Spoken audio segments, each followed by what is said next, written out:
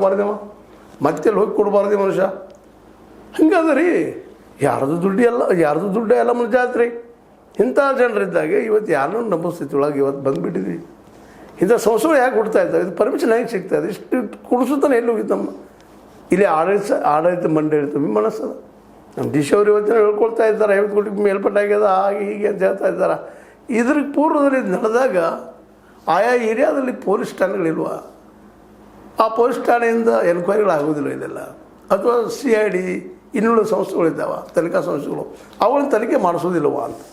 ಯಾಕಂದರೆ 6500 ಜನ ಈಗಾಗಲೇ ಜೀವನದಾರಿದ್ದಾರೆ. ಅಲ್ಲಿ 32,000 ನೀರನ್ನು ಓಪನ್ನಾಗ ಇಡೀ ಊರು ಸ್ವಚ್ಛ ಮಾಡೋಕೆ ಹೊರಟಿದೆ.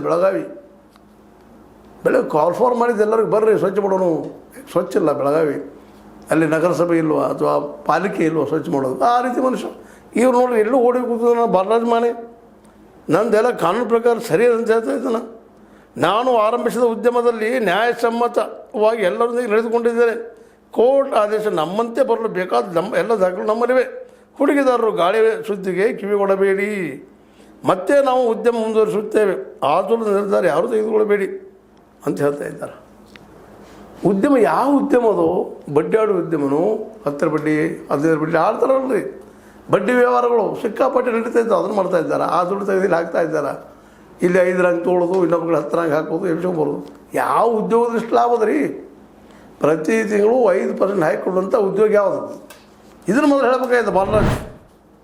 ಅದೇ ಕಾಲಕ್ಕೆ ನೀಲಣ್ಣವರು ಸೇರಿ ತನಿಖೆ ನಡೆದು ಈಗ ಅಟ್ಲೀಸ್ಟ್ ಹೆಸರುಗೊಂಡು ಇವ್ರಾದ್ರು ನಡೆದದ ಹಿಡಿಬೇಕಂತ ಓಡಾಡ್ಲಿಕ್ಕಂಥದ್ದು. ಈಗ 6 ಮಂದಿಗೆ ಏನಪ್ಪ ಅಂದರೆ ಹೇಳಿದ್ದಾರೆ ಸುದ್ದಿಗಳಿದ್ದಾವೆ. ಇವೆಲ್ಲ ನೋಡಿದಾಗ ಇನ್ನೂ ನಾವಿನ್ನು ಎಲ್ಲಿದ್ದೀವಿ ಅಂದರೆ ನಮ್ಮ ಸರ್ಕಾರಗಳು ಹೇಳ್ತಾವ ನಾವು ಜಗದಲ್ಲಿ ನಮ್ಮಂಥವ್ರು ಯಾರು ನಾವು ಭಾಳ ಮುಂದುವರ್ತೀವಿ ಅಂತ. ಇದೇನಿದೆಲ್ಲ ಇದರರ್ಥ ಇಷ್ಟ.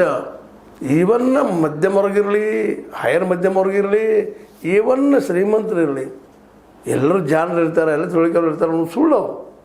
ಅದಕ್ಕೆ ಇದೇ ಸಾಕ್ಷಿ. ಇದು ಮೂಲ ಕಾರಣ ಅಂದ್ರೆ ಹಣದಾಸೆ ಅಂತ. ಆದಷ್ಟು ಜಲ್ದಿ ಶ್ರೀಮಂತರಾಗಬೇಕು. ಇವು ಸಹಿತ ಬಾಲರಾಜ್ ಆಗಿರ್ಬೋದು, ಶಿವಾನಂದ ನೀಲಣ್ಣವರಾಗಿರ್ಬೋದು, ಇವರೆಲ್ಲರೂ ಜಲ್ದಿ ಕೋಟ್ಯಾಧೀಶರು ಅಬ್ಜಾಧೀಶರು ಆಗ್ಬೇಕಂತೇಳಿ ಪ್ರಯತ್ನ ಮಾಡಿದವರು. ಅದಕ್ಕಾಗಿ ನಾವು ನಿಮಗೆ 10 ಬಡ್ಡಿ ಕೊಡ್ತೀವಿ, 5 ಬಡ್ಡಿ ಕೊಡ್ತೀವಿ.